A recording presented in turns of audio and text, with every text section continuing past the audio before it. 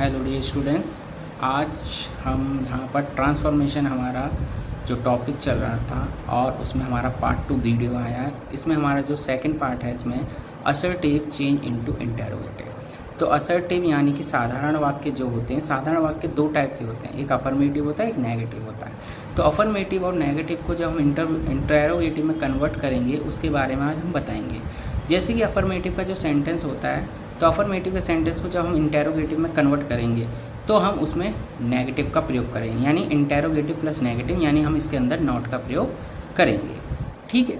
और negative sentence का जब हम इंटरोगेटिव में कन्वर्ट करेंगे तो इंटरोगेटिव प्लस अफर्मेशन का हम प्रयोग करेंगे। तो जैसे सेंटेंस यहाँ पे दिया गया है, he has finished his work. ठीक है, उसने अपना कार्य समाप्त कर लिया है। तो इसमें जो आएगा, इसमें सबसे पहले हेल्पिंग वर्ड यानी कि हैज़ आ जाएगा। तो has he not finished his work, तो यहाँ पर हमारा सबसे पहले हैज़ का प्रयोग होगा, फिर सब्जेक्ट का, क्योंकि अफर्मेटिव सेंटेंस तो हमें इसके नेगेटिव बनाएंगे तो नॉट लगाएंगे।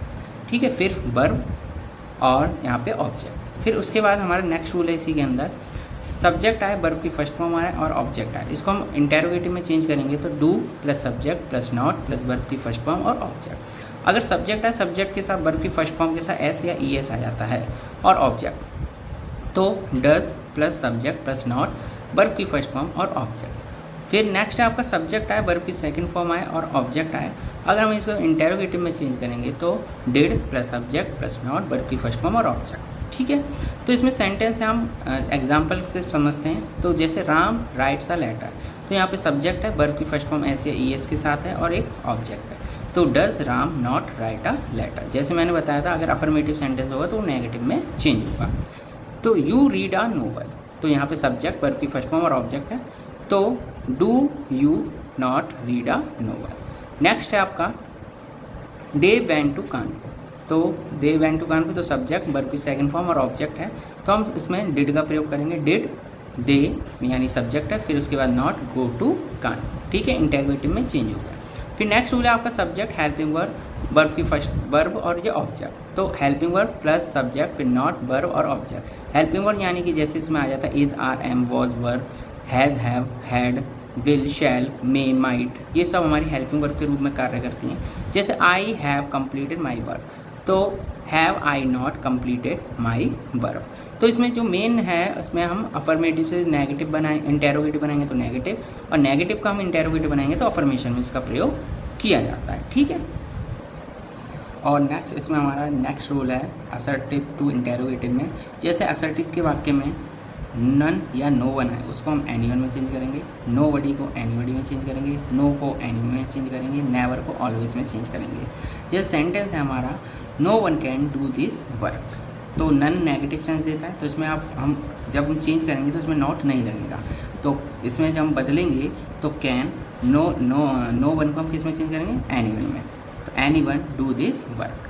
ठीक है, इसमें नेक्स्ट रूल आता है आपका एवरीबडी। जो एवरीबडी है, एवरीबडी को हम अगर चेंज करेंगे, इंटरोगेटिव बनाएंगे तो हम उसमें उस हु का प्रयोग करते हैं, या तो हु का प्रयोग होगा या फिर हम हेल्पिंग वर्ब और सब्जेक्ट लेकर उसको सेंटेंस में चेंज करते हैं। जैसे सेंटेंस है everybody likes to earn name and fame, तो एवरीबडी को हमने किस में चेंज किया, हु। अब ये सेंटेंस क्या है, प्रेजेंट इंडेफिनिट का सेंटेंस है, तो प्रेजेंट इंडेफिनिट में हम हेल्पिंग वर्ब किसका प्रयोग करते हैं, डू या डज का, तो इसमें हम डज का प्रयोग करेंगे, does not like to earn name and fame.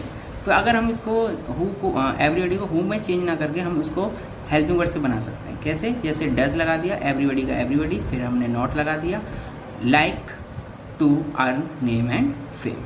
ठीक है, तो ये जो वीडियो है ट्रांसफॉर्मेशन का जो सेकंड पार्ट है बहुत ही इंपॉर्टेंट है, और जो 12th के जो स्टूडेंट्स हैं उसके लिए जो करेक्शन के लिए आता है, ट्रांसफॉर्म करने के लिए आता है सेंटेंस, तो इसमें से भी सेंटेंस आ जाते हैं, तो उसके लिए बहुत ही ज़्यादा बेनिफिशियल होने वाली है वीडियो।